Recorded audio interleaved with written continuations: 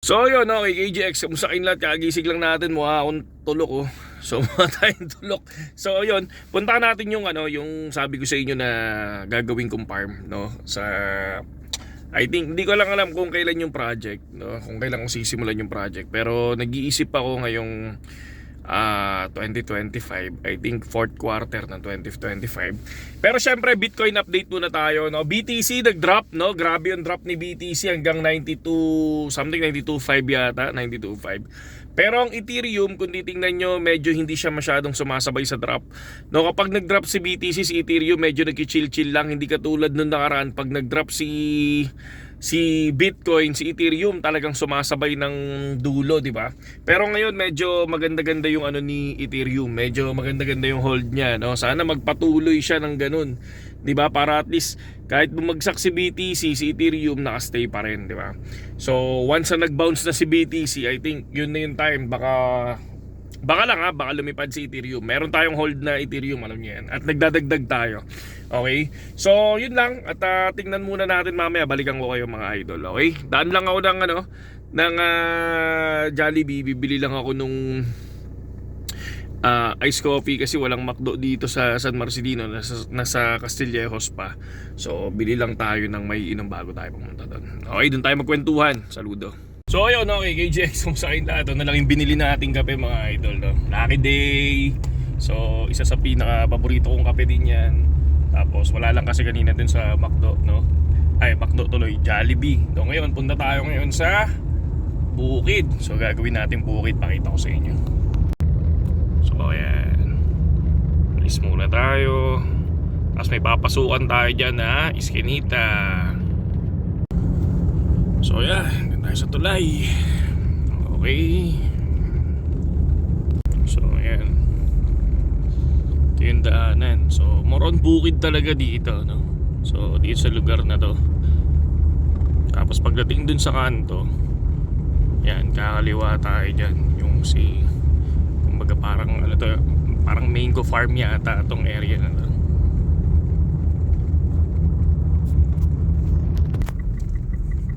So yan, Mango Park. Yan, Mango Park pala. Yan.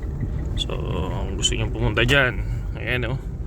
So may live band dyan pagkagabi, weekend, si Manong.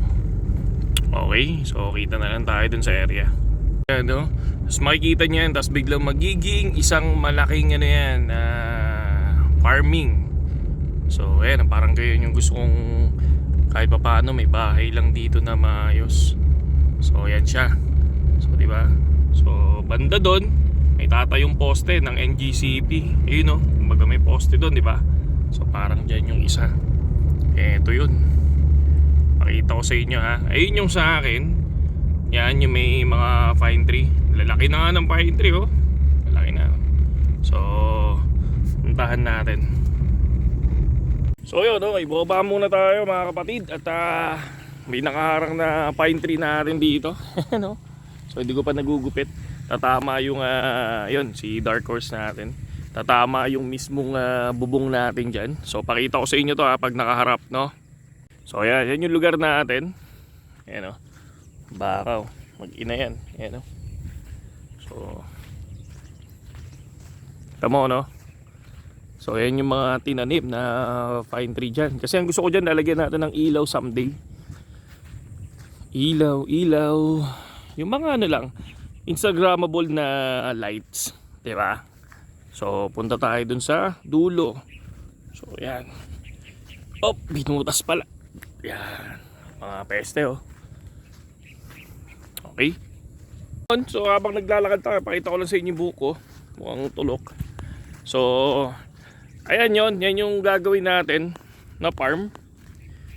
Pero syempre pinag-iisipan pa natin na maigi. So maglalagay lang tayo kahit backyard na baboyan. Tapos yung mga native chicken, no? So yun yung gagawin natin. Medyo malaki naman tong lugar na to, para nasa New Zealand. Ito nga, ang ganda nito. Yan.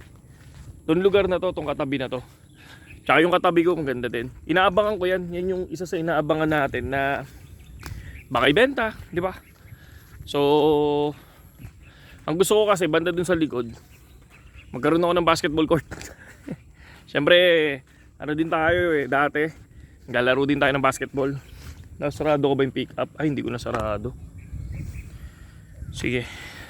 Ayun. So, ayan na siya. Yung ibang mga katabi ko may tanim na oh. May mga ano na sila. May mga palay na. Ako wala.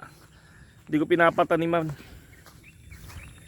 So, kasi lalalim yung lupa eh. So may bala kasi talaga ako dito. Okay, punta tayo sa dulo. So ayan, nandito na tayo sa dulo, no? So tingnan nyo, layo. Ayun si Dark Horse sa dulo. So ito ngayon, yung structure na sinasabi ko sa inyo, no? So baka gawin ko siyang storage na lang kasi napansin ko dito, medyo maliliit yung poste. Or kung itutuloy ko siya, no? Yung pinakataas niyan, dapat tanggal yung CHB. So papagaangin natin yung taas, tapos magaang din yung pinaka bubungan niya, yung pinaka trusses. Tapos magdadagdag tayo ng load dito sa baba para at least maging safe tayo dun sa taas. Pero itong baba, ang plano ko dito storage, tapos yung taas siguro kwarto para at least kahit papaano kapag kunyari natuloy na yung farm, may tutulugan ka, di ba?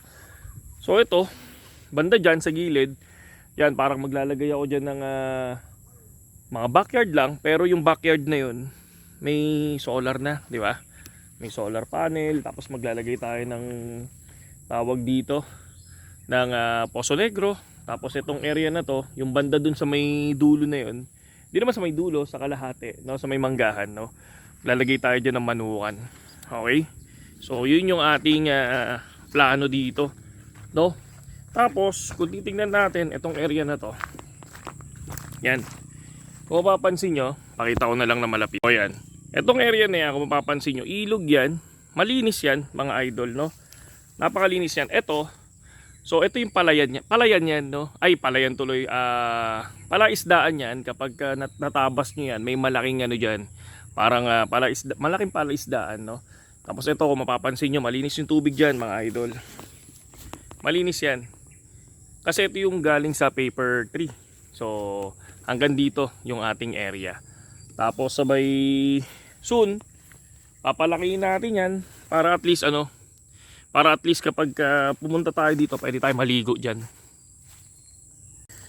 So yun, mahaba din yan, nasa 15 kilometers din, pero ang gusto kong i-develop dyan yung papalakihin ko pa ng konti para at least pwedeng liguan talaga. So may ano dyan, may mga maliliit na isda din. May mga nakikita ako nangunguryente dyan minsan, di ba? Tapos ito yung nakausap ko yung may-ari. Parang plano niyang, parang para lang naman na plano niya. Sabi ko wag niya akong kalimutan kapag ibebenta niya yung yan. Kasi ang gusto ko dyan, karoon akong basketball court, whole court. Gusto ko whole court. Ito ang ganda yan gandang whole court yan. Para at least kung sakali, kung matuloy yung plano ko na magkaroon ako ng parang farmhouse, di ba? Kompleto na. So yun lang naman yung area natin. Ito yung pinagkakabalahan natin, mga kapatid, no? Bukod sa crypto, no? Ang ginagawa natin is nag-i-invest tayo sa mga ganito, sa mga lupa, sa real estate. Kasi alam naman natin na tumataas ang value niyan. Kesa itayin ka natin yung pera natin sa bangko, wala, kakainin lang ng inflation yun, no? Lumiliit siya. Uy, captain. Lumiliit siya, kaya ito yung ginagawa natin. Once na magkaroon tayo ng extra, di ba? So yun, bibili tayo ng lupa. And ito yung isa, ito yung pangalawa, no? Kasi yung unang natin, yung Camellia Homes, no? Camellia Homes, pero hindi pa namin natitirhan. May pinapa-punch list lang ako doon. So kapag natapos yun, pwede na siyang tiran. So ito, pang retirement to. So syempre, tapos yung Kamaya Coast naman natin is 3 years pa, no? 2028 pa yung turnover ng lupa sa atin. After ng 2028, sana makaipon, no? Para year 2029 makapagpatayo tayo ng bahay doon. Tapos ang gagawin natin, papaupa natin Airbnb, kasi ang ganda doon kumbaga doon sa lugar namin sa Station 2, kumbaga doon ilalagay yung pinakamalaking water park ng Kamaya Coast. Kaya maganda doon sa area na yun. Kaya abangan nyo yun, mga kapatid, no? So yun lang naman. Parang nasa New Zealand, di ba? Tingnan nyo. Kita nyo? Kita nyo yung ganda ng lugar tsaka peaceful, di ba? So yun lang sa ngayon, KGX, at mabuhay kayong lahat. Kaya yun yung sinasabi ko sa inyo, pinapakita ko sa inyo yung kung anong buhay, kung ano yung ginagawa natin kasi sa channel natin. Gusto ko lahat matutunan nyo. Hindi lang sa crypto, syempre, kundi sa investment, sa realidad. Okay? Kung ano din yung ginagawa natin sa work natin, di ba? So, ba't hindi tayo nagre-resign? Yun lang yun. Ganun lang kasimple, basta happy ka, di ba? Sabi nila, hindi naman porkit kumikita ka ng mas malaki pa sa trabaho mo, resign ka na eh. Hindi. Kung masaya ka pa sa trabaho mo, go lang. Pag hindi ka na masaya, doon ka mag-resign kasi makaka-apekto pati sa kumpanya yun eh. Di ba? Basta hanggat masaya ka sa work mo, trabaho lang. Di ba? Yun lang yung plano ko. Pero kapag di ka na masaya at alam mong nakaka-apekto na sa kumpanya, resign ka na kasi maawa ka sa kumpanya. So yun yun. Okay? So yun lang sa ngayon KGX at saludo sa inyong lahat. Sa mga hindi pa nakasubscribe sa atin, subscribe lang kayo tapos para at least makita nyo yung nangyayari sa buhay natin sa araw-araw. Okay? Saludo sa lahat KGX. Magandang umaga. Happy New Year ha. Happy New Year.